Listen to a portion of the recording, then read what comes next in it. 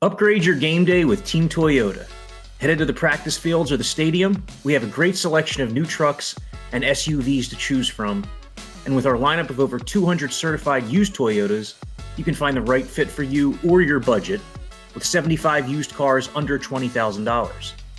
Don't get stuck on the sidelines. Our service centers are here to get you back on the road in no time. Visit one of our 3 locations in Princeton, Langhorne, or Glen Mills, or online at teamtoyota.net.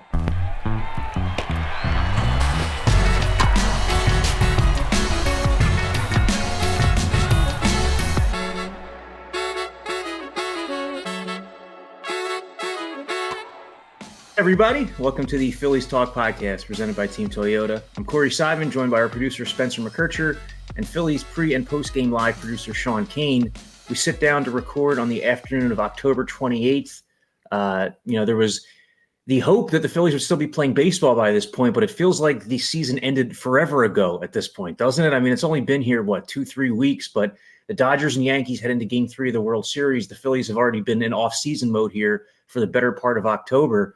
I'll start with you, Sean. I saw your tweet the other night that you let your son stay up late to watch, what was that, Game 1, the dramatic Game 1. Yep. It's a pretty awesome moment for Freddie Freeman, no matter what you think of him as a competing team or fan. No doubt. And I've always liked Freddie Freeman. I know he played for the Braves for all those years, but to me, he's just I don't know him personally, seems like a good guy, plays the game the right way. Obviously, he's been through a ton this season with his son earlier in the regular season going through that very serious illness and then his ankle injury.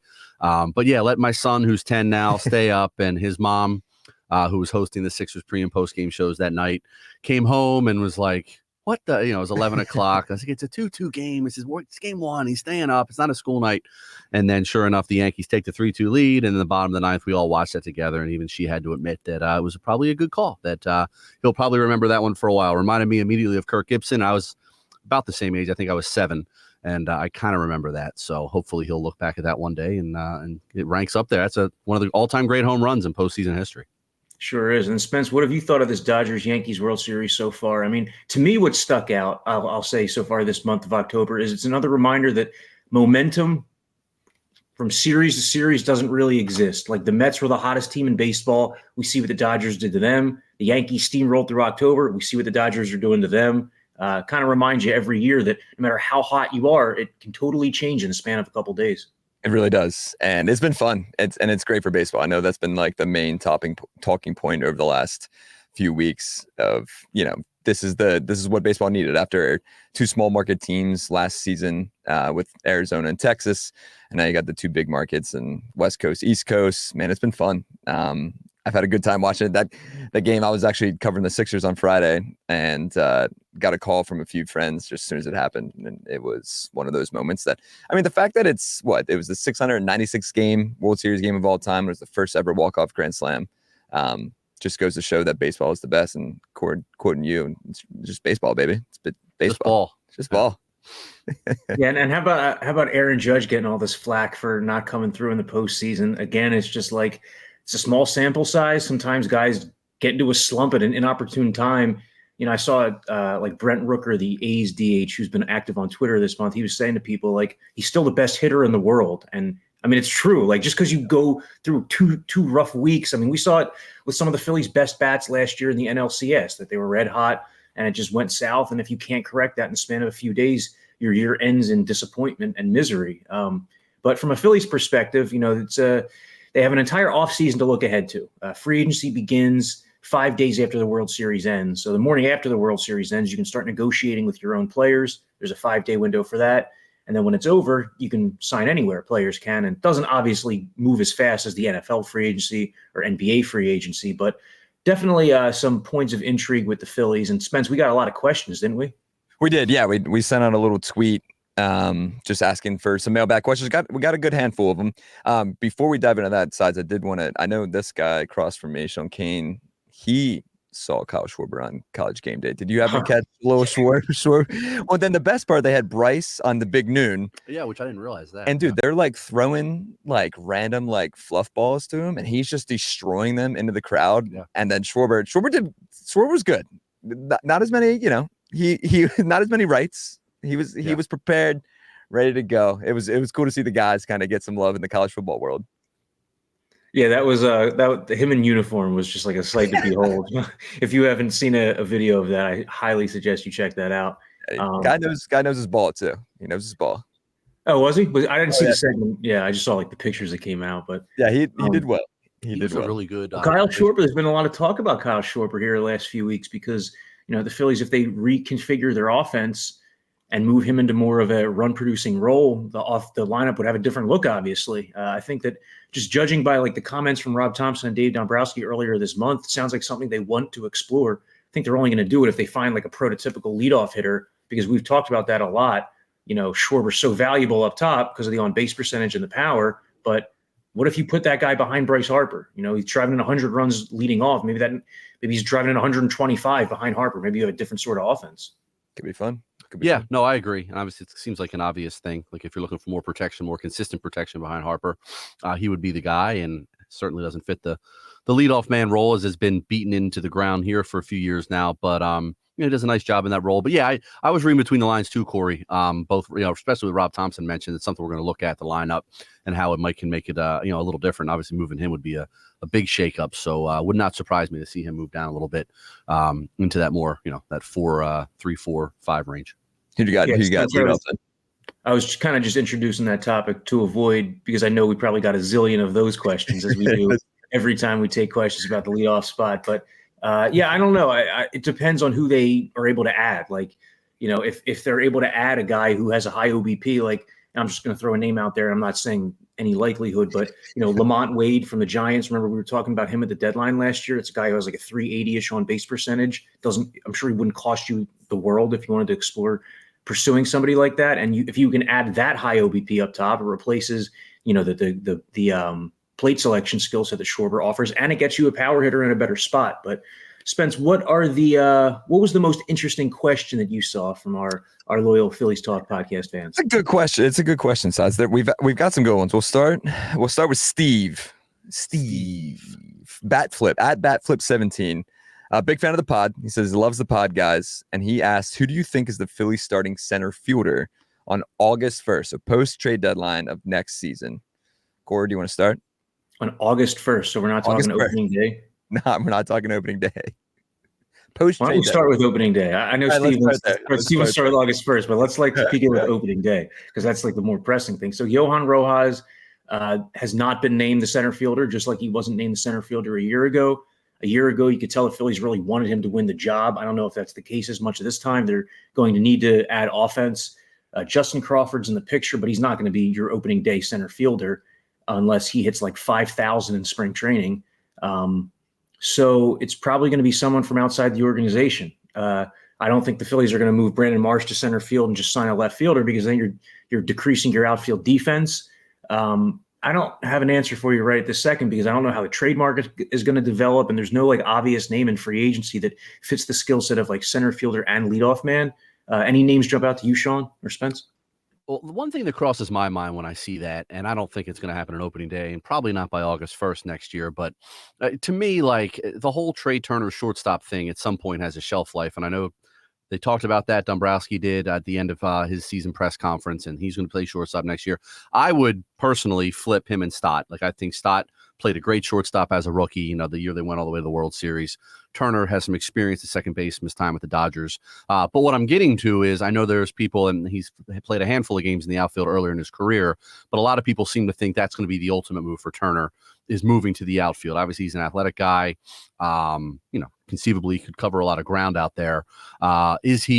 Is that on the horizon next year if shortstop gets off to a rough start? And do they move him out there at some point through the middle of the season, or would that be something they'd want to give him a full off season to kind of get his feet wet out there and maybe move to the outfield at some point during the remaining 8 years of his deal? Yeah. I mean, it's going to be interesting. Like you said, Corey, it's still way too early. We got some guys, player options and all that fun stuff to still go through. But I think the big question too is, do you give Johan Rojas another shot at this? Do you give him more opportunities, more at bats? Do you start him in AAA to get more of those opportunities instead of, coming up here right away to start the season and trying to figure out what his role on this team is? We thought that at the beginning of this season, that's what the plan was going to be. Then we saw him down in AAA where he kind of got going a little bit. And I mean, he had a few good at bats in the playoffs and kind of towards the end of the season there. but we'll see, man.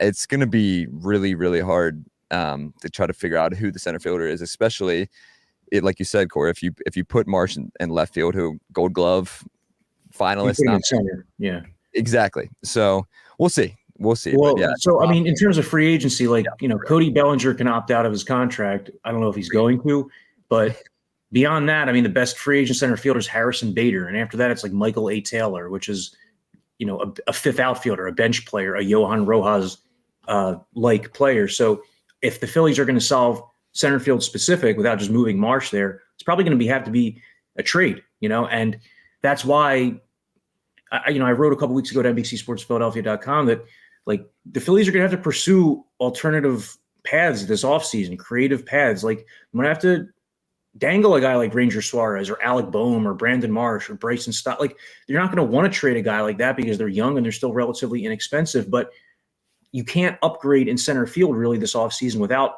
moving on from something of note, whether that's prospects or a big league ready piece. But none of those names in free agency really appeal to me.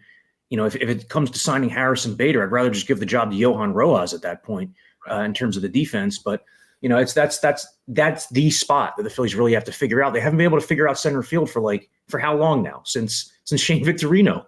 Yeah, and he was traded in 2012. Yeah, and here we are.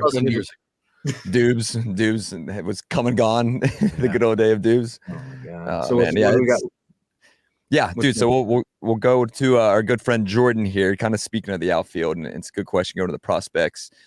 Jordan asks, do you think Justin Crawford will make it hard for the Phillies to keep him off the major league roster in 2025, which would obviously feel faster than the Phillies are planning? Corey, do you want to go ahead?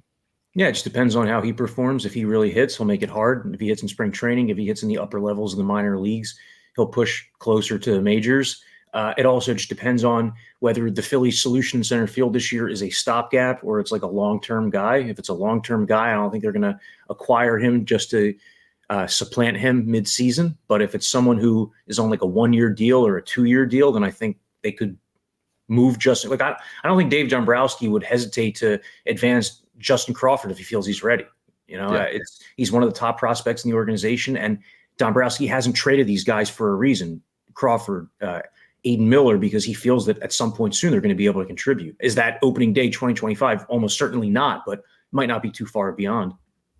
Kanner? Yeah, no, I agree. And I was pleasantly surprised by Crawford this past season in the minor leagues. Like, obviously, you always knew he could run and steal bags, but he hit a lot better than I thought. And even when they promoted him first to Jersey Shore, High A, and then up to Reading, and he just kept hitting. So I was pleasantly surprised by that. And if he continues on that trajectory, yeah, I think we're going to see him sooner rather than later. Now, I doubt it'll be obviously opening day 2025, and if it's not up at all next year, that wouldn't surprise me either. But yeah, if he can continue to hit the way he's hit to this point, I mean, he was consistent too. I mean, I remember looking at his numbers, quite a bit throughout the the July until August, and he just kind of hit as he moved up through the ranks. So to me, that's you don't want to rush him, but if he's ready, as we just discussed, there's not exactly a lot of proven commodities in that outfield picture right now. So why not? 100%. And I've loved him down, and I talked to him down in spring training a few years ago. Great kid. And it was cool. He talked to the media there towards the end of the season when he won the Paul Owens Award. He, was saying, like, he got asked the question of what was it like kind of hearing your name in these trade talks during the deadline. And he said, I know my skill set. I know what I'm capable of. He trusted this organization and it came through. I think the question becomes, and it's been kind of the question of the offseason of, like, is this window closing of this group of core guys that the Phillies have right now? If it is closing, which we're getting there with these guys getting up in age, when do you go to these younger guys like the Millers and the Crawfords and the Painters and possibly the Abels? If that window is starting to close, do you go, like you said, Corey, do you go towards them towards the end of the season in 2025? Do you start in 2026? I guess it depends on their production in 2025 in the minor leagues. But it's interesting, this dynamic of, all right, when's this window closing, especially for Harper, for Zach Wheeler? They got to get that ring eventually. When are the young guys going to make an impact? And I think it's going to be sooner rather than later. Yeah, I mean, it's like, when you ask like when the window it's not like the window closes like an exact point. It's like a gradual thing. It's different guys. Yeah, different guys declining at different points. But I mean, the way I look at it is like you go back to that like 2007 to 11 period. You remember when the Phillies brought Dominic Brown up? They brought him up when the team needed, I guess, like a little infusion of offense, but it was already a veteran-laden team, and you felt like that would be the kind of group that you could break a guy in with, even though he was maybe not totally ready for the majors yet. I think that in the perfect world, Crawford, Miller, Andrew Painter, they all come up when they're exactly ready. But sometimes like it's dictated by what's happening at the big league level. Sometimes it's an injury to a center fielder when a guy's hitting 290 at AAA and you say, okay, let's take a shot on him, see if he has what it takes. But again, it just all depends on how the Phillies prospects develop. And they're as important to this as anybody else, because you look back to this past trade deadline, the trade deadline before, Phillies didn't make any high impact acquisitions because they didn't find the right offer. They didn't want to give up their best guys. And now like those best guys over these next 2-3 years, especially, have to live up to that billing. Celebrity cook Steve Martirano brings his Italian-American cooking back home to Philly. Enjoy Martirano's Prime at Rivers Casino and Steve's famous meatballs with Sunday gravy, prime steaks, and more. Make reservations for Martirano's Prime on OpenTable. Keep the questions rolling here. What do you say? We'll switch it to the mound. Chris Fried, whatever. I don't know if he's related to Max. I guess Fried. Do you think it's Fried? Just based on human history? Yes. So good old Chris. He asked, how many pitchers do you see the Phillies signing in free agency? Obviously, Andrew Painter's doing his thing right now in the fall league. He's looked pretty good. Jeff McNeil got him in his first outing there, first or second outing, but that's first big league batter that he saw. But going to the free agents here, Corey, how many pitchers do you see the Phillies signing? And obviously that depends on Estevez and Jeff Hoffman possibly coming back if we go bullpen and rotation.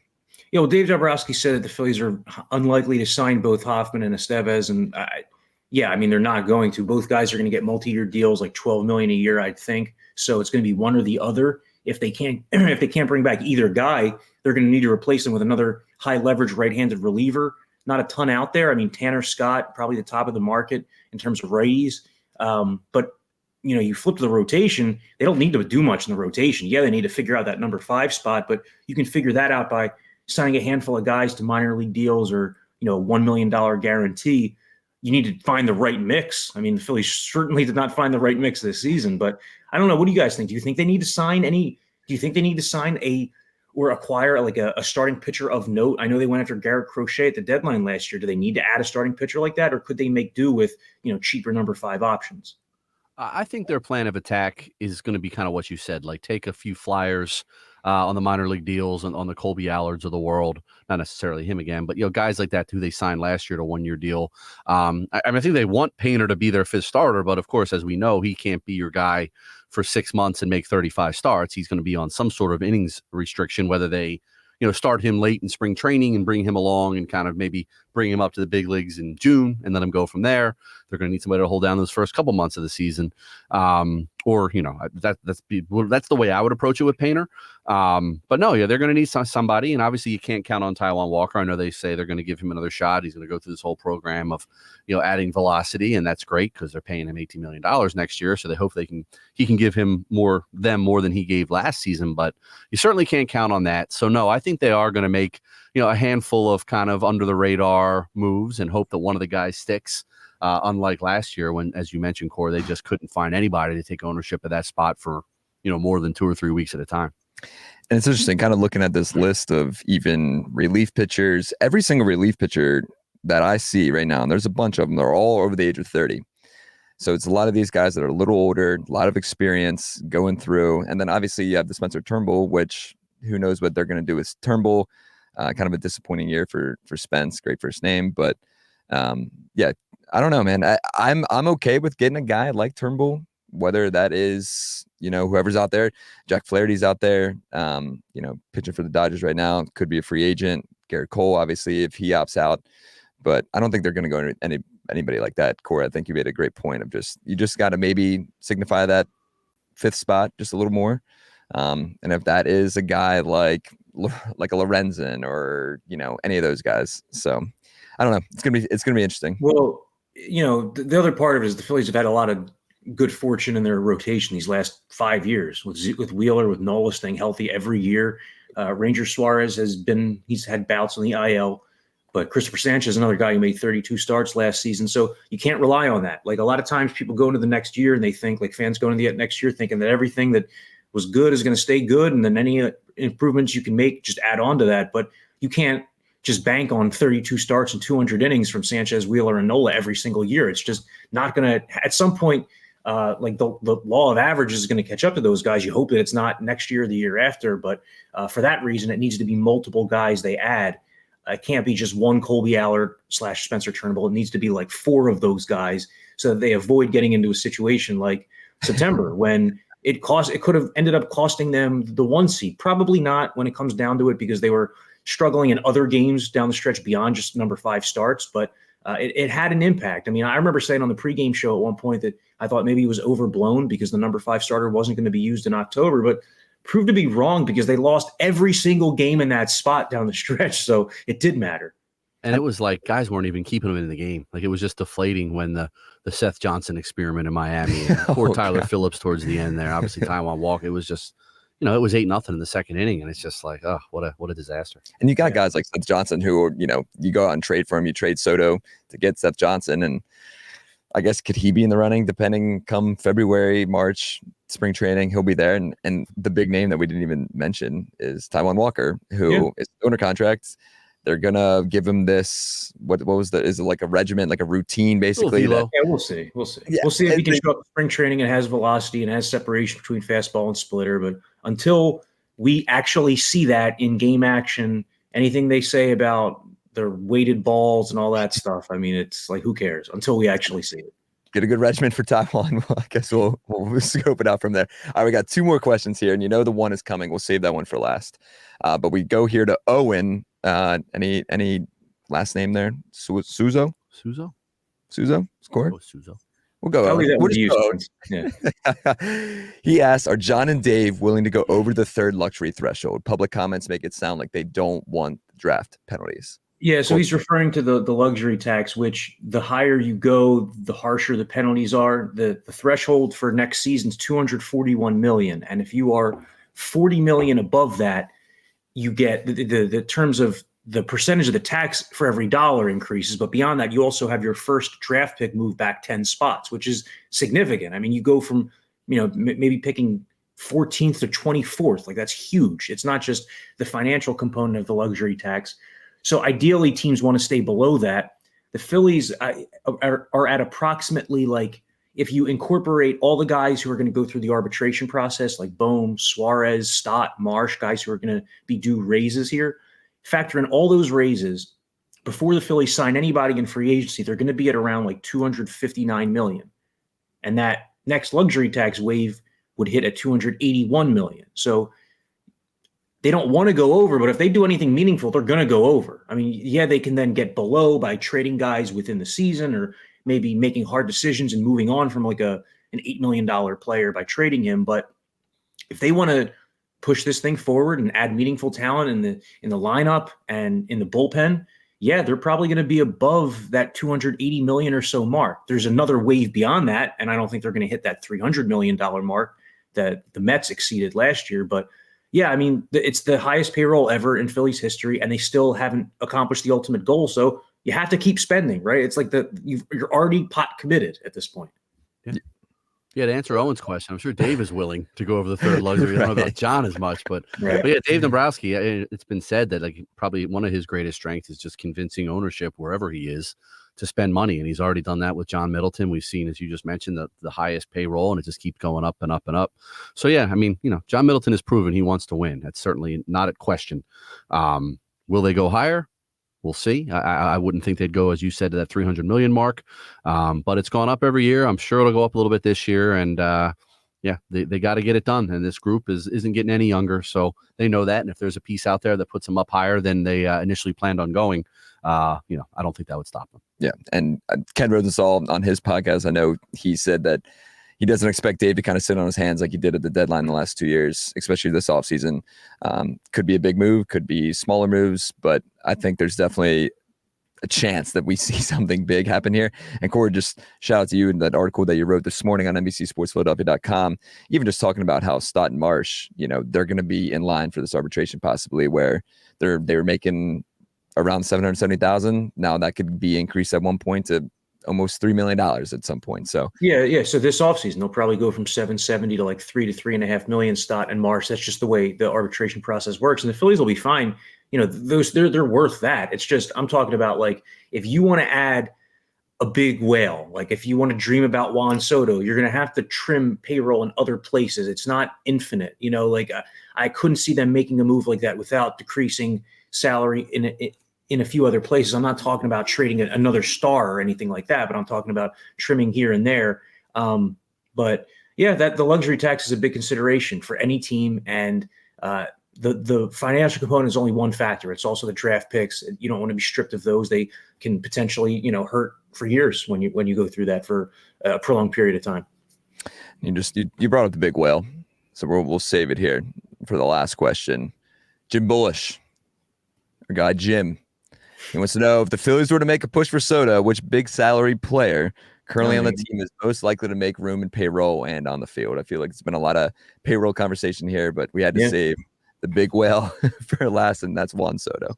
Yeah, it's exactly what we were just talking about, huh? Exactly. I mean, if you sign Juan Soto, maybe it ratchets up the trying to trade Nick Castellanos. But even if you try to trade Nick Castellanos, are you really going to free up all that salary? I don't know. Is another team going to take on 2 years, $40 million? It's only 2 years at this point, but still a big number.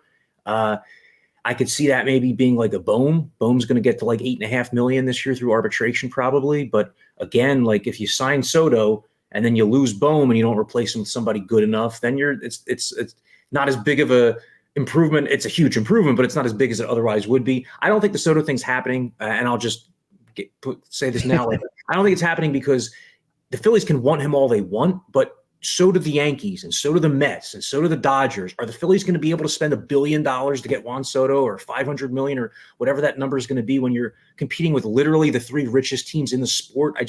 I don't see it unless they were to go so far above and beyond what the number is, which I don't think is going to happen.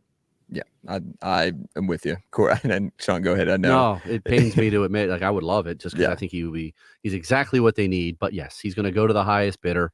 If Scott Boras' track record is any indication, and I think that contract's going to be around like $600 million. I think that's the over-under right now. It's at at 600. Yeah, I believe it is. It's set at $600 million. I think he ends up back with the Yankees, but if not, like you said, Corey, the Mets, and if the Dodgers want to enter the fray, then they'll enter the fray. But I would love it. And obviously there's the connections with Kevin Long, the hitting coach, his former hitting coach, and of course all his former teammates and Harper and Turner. We know all that, and even Schwarber. But I just don't think financially that's going to happen.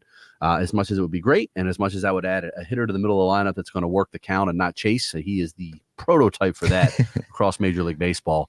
But no, I'm not holding my breath, unfortunately. Yeah, especially if the Yankees lose the World Series. Exactly.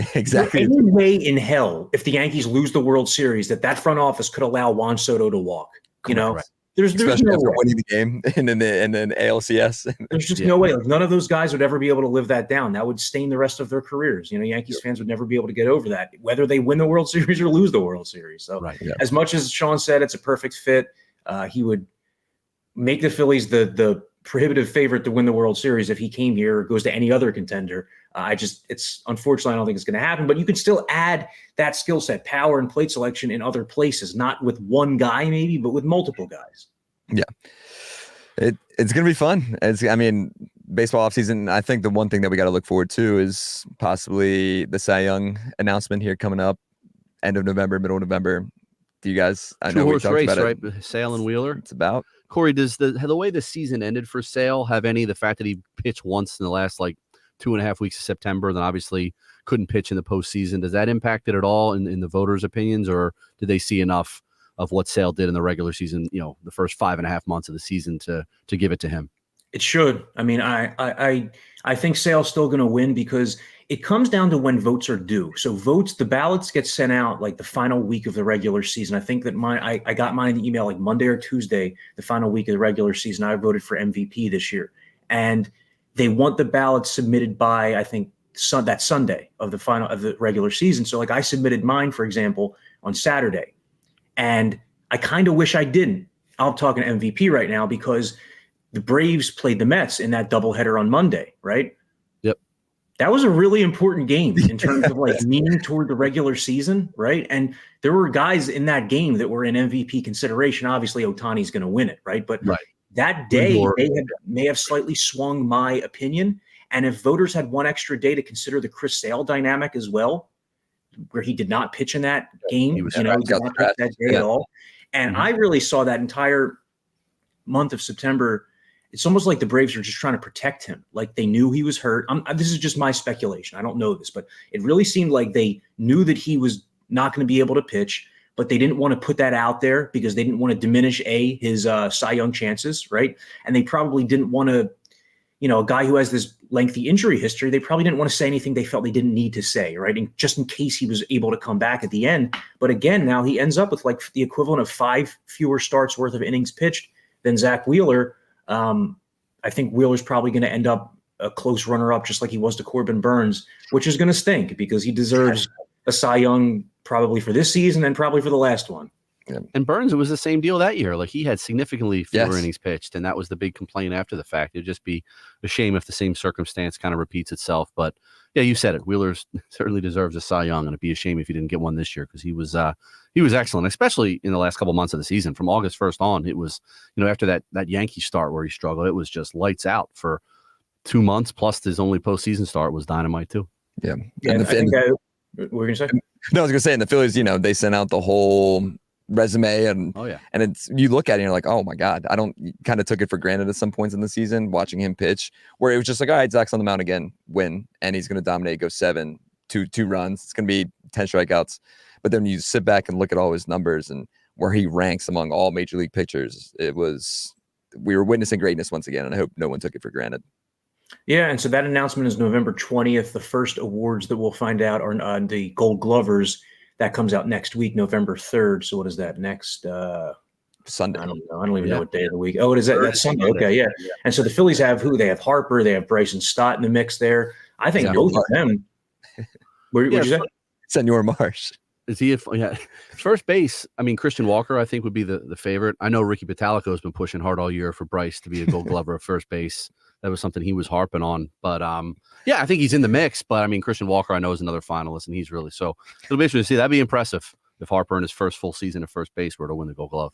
I think Stott has a real chance. I mean, the finalist is second. You got Stott, you've got Ketel Marte and Bryce Terang of the Brewers. It's the second straight year that Stott is a finalist, and the reputation's kind of growing a little bit. He had a rough season offensively. That would be a big feather in his cap. He's able to kind of salvage it by winning a Gold Glove. It's not salvage. I mean, he played the defense he played, whether he gets the recognition or not. But I think that's just a important part of his overall skill set, though, is that even when he's not hitting, he gives you that high caliber infield defense. And as Sean said earlier, if Trey Turner really struggles again defensively in 2025, maybe they got to flip those guys. But lots of questions for the Phillies this offseason, lots of free agent chatter. All three of us will be back with you a lot throughout this offseason to talk about it all, whether it's Juan Soto or someone else.